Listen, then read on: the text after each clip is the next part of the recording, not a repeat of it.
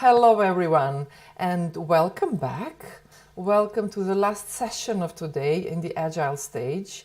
We'll be having a Q&A session with Brian Marick, who has given us on the main stage a very interesting presentation about functional programming, what it is, what it isn't, what's important around it, what is hyped around it, and what is perhaps for a reason not hyped around it. So we'll be hearing something more from Brian about that. We'll be going through a few of your questions. If anybody has a few more questions in the meanwhile, do make sure you put them in the Match About app so we can go through them, read them, and have Brian answer our questions.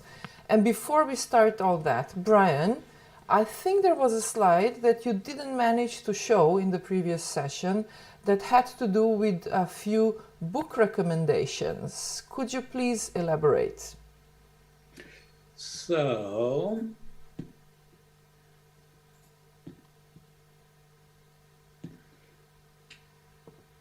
I wanted to mention specifically this book that I didn't mention in the talk. I have not read this book, but it's a book that's about the whole process of adopting Elixir, both personally and especially for companies adopting Elixir. So if you're interested in that, this is probably a good book to read. Other than that, these are just all the books that I mentioned. Great, great. Thanks for sharing this. And I hope they will be available, at least electronically, in e-versions for our audience, if not as hard copies. And while we are at books and writing, you were one of the co-authors of the Manifesto for Agile Software Development. And from this perspective of today, what were your expectations when you were writing this for the Agile movement, and have these expectations been fulfilled? And you can unshare your screen so we actually get to see your pretty face, your pretty book collection. Good, thank you very much. So, what were your expectations? Have they been fulfilled? So the original purpose of the meeting at the Agile Manifesto, that wrote the Agile Manifesto, was there were a group of people who were doing things that were unconventional about the way you manage projects and teams, that all seemed to have something in common, but were distinct from the mainstream way of developing software. And the goal of the workshop was twofold. First, it was to find what is these different techniques, these different people, each with their own technique, what is it that they have in common? And secondarily, to come up with a name for that thing. And the Agile Manifesto, and especially the principles, which nobody ever reads, were the first thing, and then the name Agile was the second. There was no, as far as I know, no particular expectation that it would have as much of an impact as it had. I believe that the reason it had an impact was that Ward Cunningham put up the agilemanifesto.org site, and he very cleverly allowed people to sign it themselves. And it turned out that a whole lot of people were frustrated with the way that software development was done, and the principles and the manifesto really struck home with them, and they would sign up and the vast number of people who signed up was what really made it clear there was something going on here. As for did it succeed as well as it could have? I'm one of there are a number of people who went to that meeting who are somewhat grumpy that it didn't succeed as well as it did, as well as we had hoped. It succeeded in volume, but not so much in quality.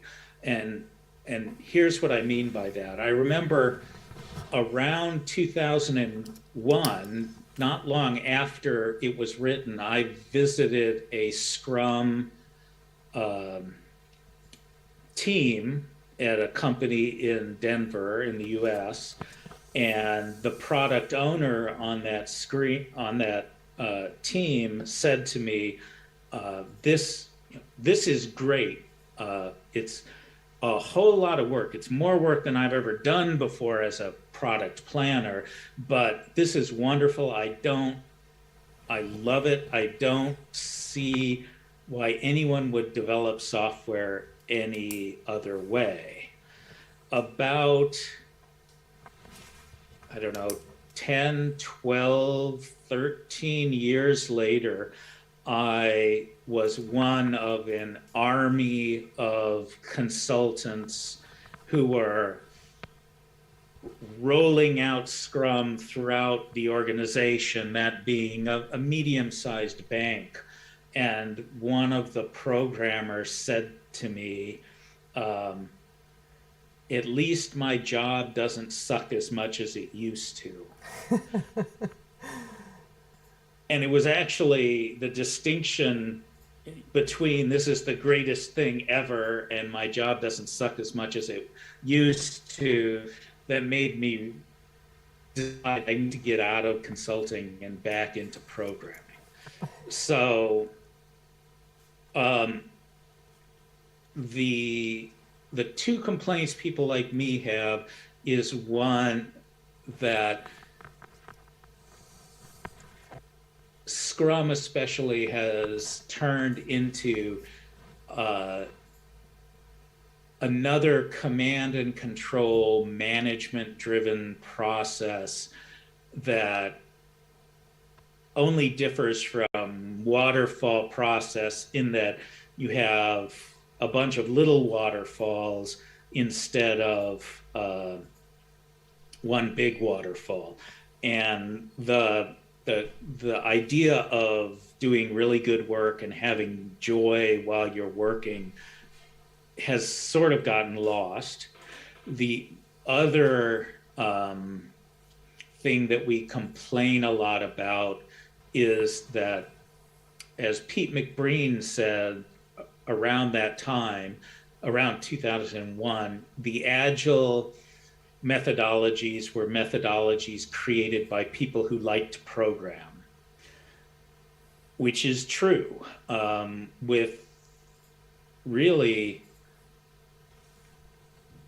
I'm not even sure if there are any exceptions. No, there are two exceptions I can think of. The vast majority of the people there were programmers. And so there was a lot of concern.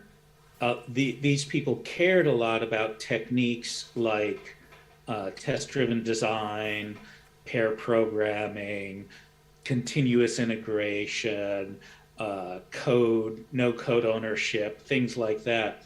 Those, as Agile has become more of a management technique and less of a technical thing, less tied to software, the focus on techniques has gone away, and now it's tends to be way too much about how do you have stand-up meetings and charts and tracking.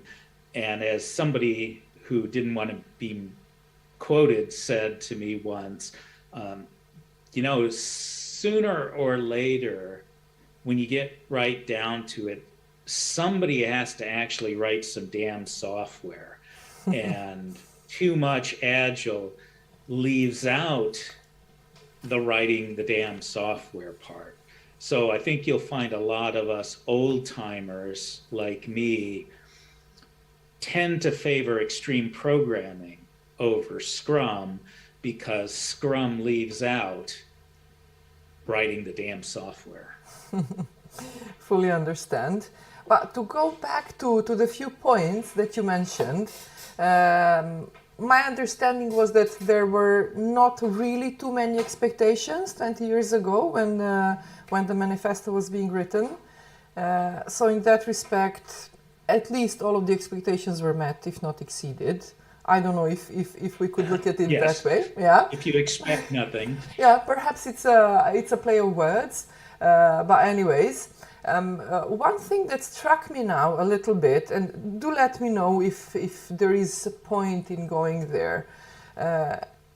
Agile as a methodology and the way you explained it and the way it got originated, it reminds me sort of, in another perspective, of Renaissance. So there was a point in time, a few centuries ago, when people were just really stuck with the way things were done, with the way things were being perceived, or the way people were being ordered about.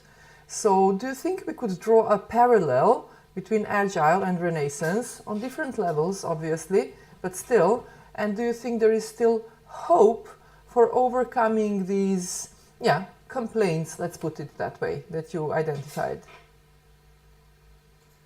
Well, it's certainly, I wasn't there for the Renaissance, but it's. Few of us were. My impression is that there was this explosion of possibilities. People saw lots of different possibilities. And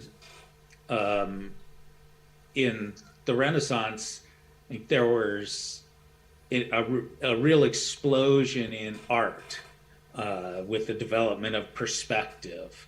I once read a book on the history of art, and it described this particular painter who was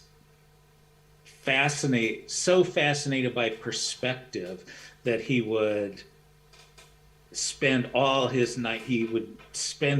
night long drawing perspective and working on the really hard parts of perspective, like the technique for drawing feet. I guess feet are hard to draw in perspective.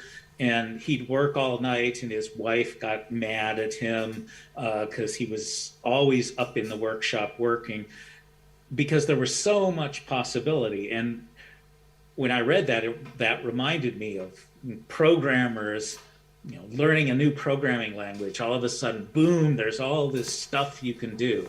I think inevitably you kind of run off, you find limits to what you can do. And so the excitement necessarily has to die down. And I think that was inevitably going to happen in Agile. The second part of the question was if... Should we be expecting... I think it'll come back to what we wanted.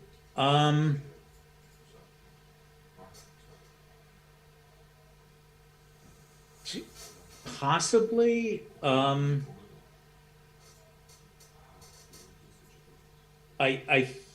I have a feeling, well, I gave a talk in Poland a few years ago in Warsaw, and I conceived this idea that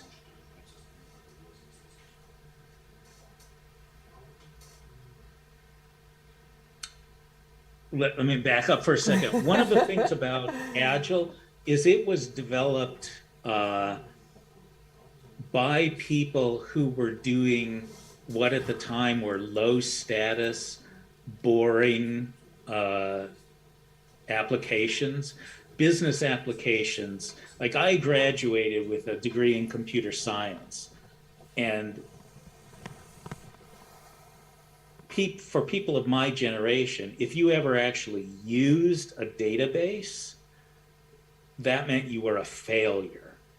Real computer programmers wrote databases. They didn't use databases. And business applications were, for kind of losers, the low status people, the people who weren't good enough to do non-business applications. And Agile came out of some very talented people who had, by historical accident, ended up doing business applications and finding interest in them. So this is maybe a little colonialist, but I did some consulting. My last consulting job was in the Czech Republic at, I can't remember the name of the city, but not Prague, but a less notable city. And those people were a company that was either owned by a Swedish company or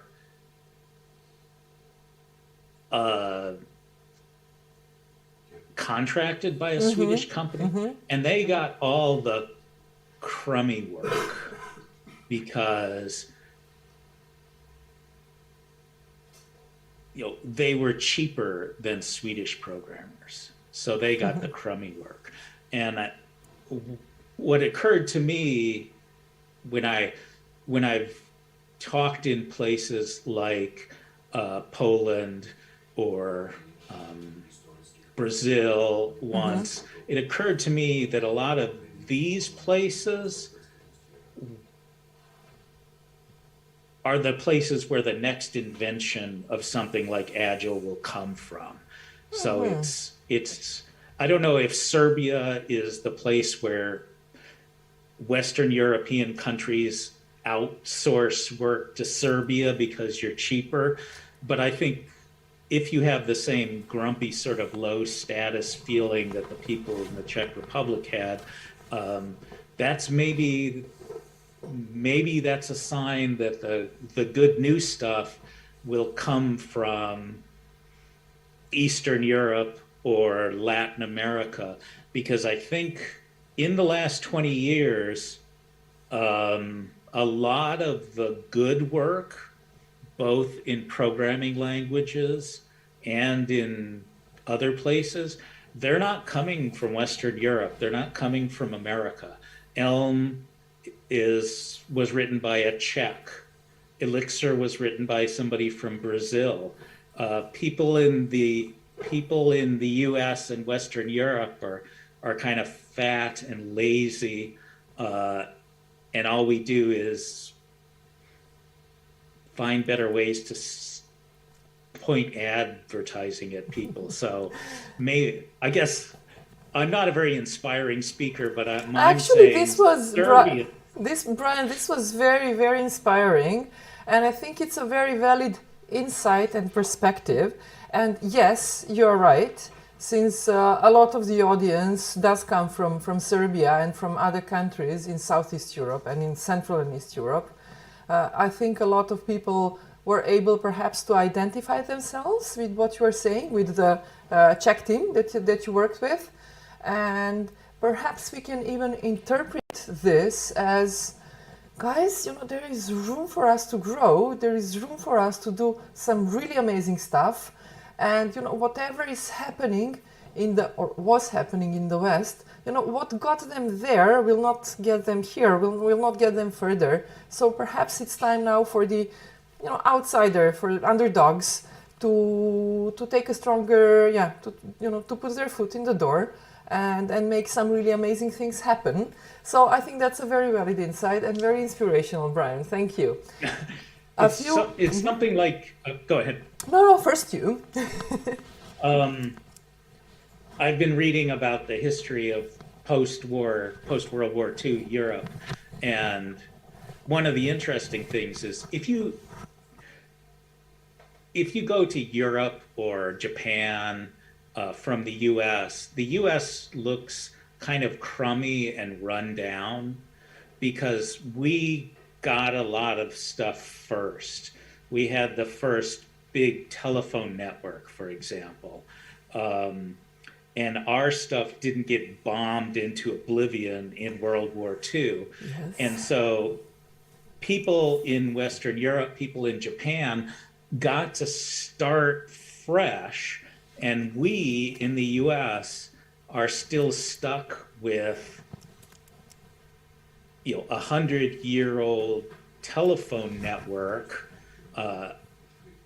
and lots of stuff that's no longer really suitable, but we're stuck with this old stuff and we don't have we just keep living with it instead of improving it. But if you start from a worse place, then you can improve faster and better.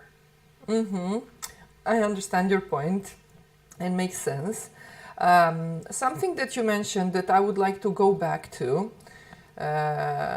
So when the Agile Manifesto was written and then the entire Agile methodology work and hype started going around, and then your perspective was that from this point in time it's been more volume, so more quantity and less quality in all of this. But then my question is, or my dilemma, quantity does bring quality. So is it perhaps a natural state of things that there needs to be more volume, there needs to be a lot of quantity for Agile methodology to get more quality and to get really qualitative improvements, leaps even? Yeah, I think that's probably true. It's probably like the coronavirus. The more people who are infected with Agile, the more opportunities it has to mutate to a more effective form. We don't really want that with the virus, but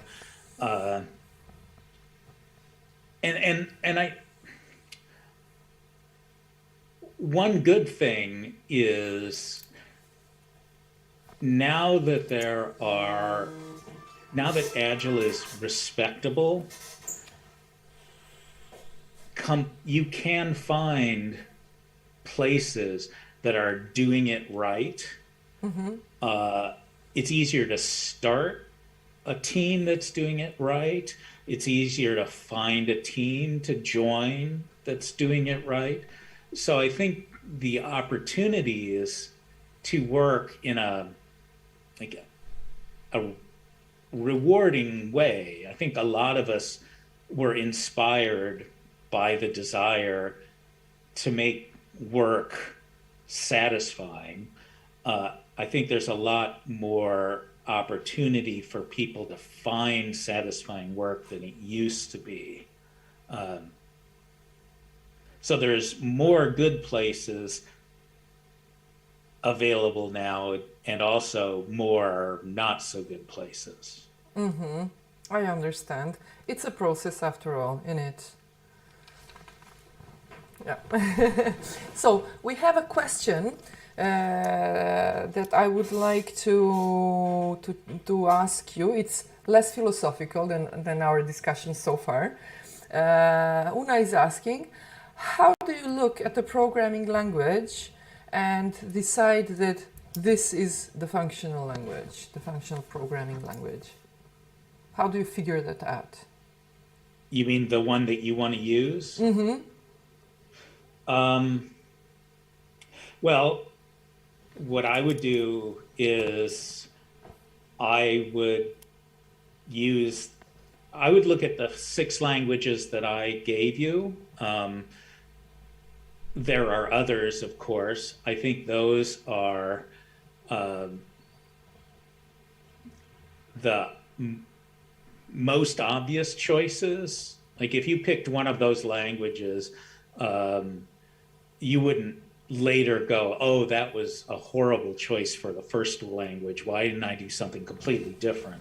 And then I would just go through the list of 5 points and examine them, examine the language, look at the error messages, look at the documentation, look at the Slacks and Discords and such. That's primarily how I would pick, by using those 5 categories I gave. Thank you, Brian. We have a question which I think is more of a sharing, perhaps something for your reading list, from Bogdan Doroslovets, who highly recommends Learn You and Erlang for Great Good, based on Learn You, a Haskell for Great Good. Great fun, includes doggo memes.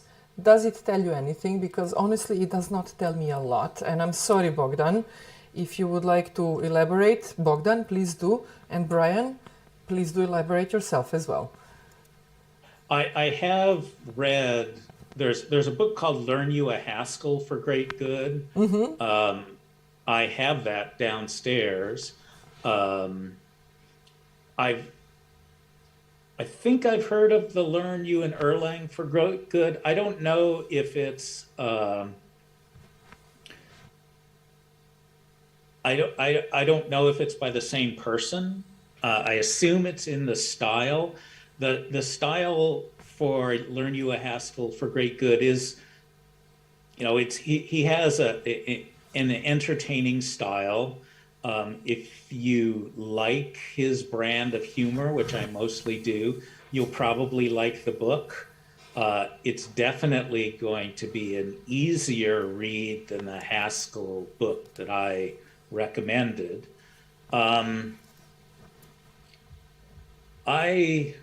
As far as learning Erlang, I don't know what I would go for learning Elixir instead. It compiles down to the same virtual machine. It can use all the same libraries and such. It's a little more familiar syntax, I think, from what I've seen when I've had to look into the Erlang side, the documentation is not as good. It's kind of old-fashioned. Programming languages 25 years ago, it was a different thing.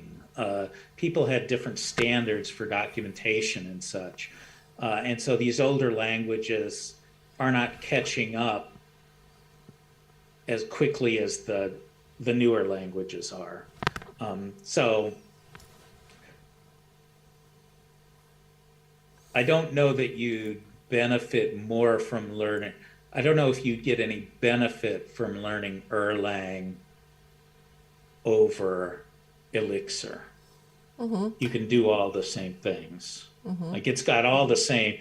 Erlang is sort of famous for the way it deals with error handling,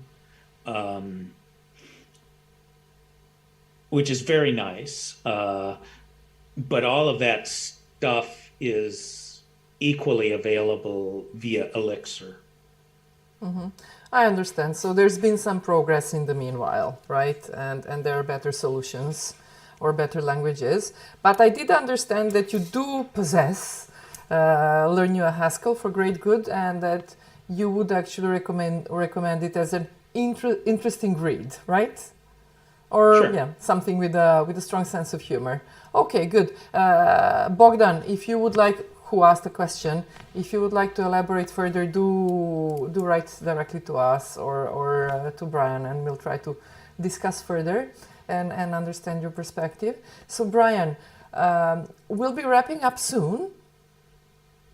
And before that, I would like to ask you, for all those people who are here on this Q&A session right now, but who haven't been able to participate in your previous session on the main stage, what would be the 3 main takeaways that you would like, people to know from what you presented, people to remember, and to start putting into practice already from next morning?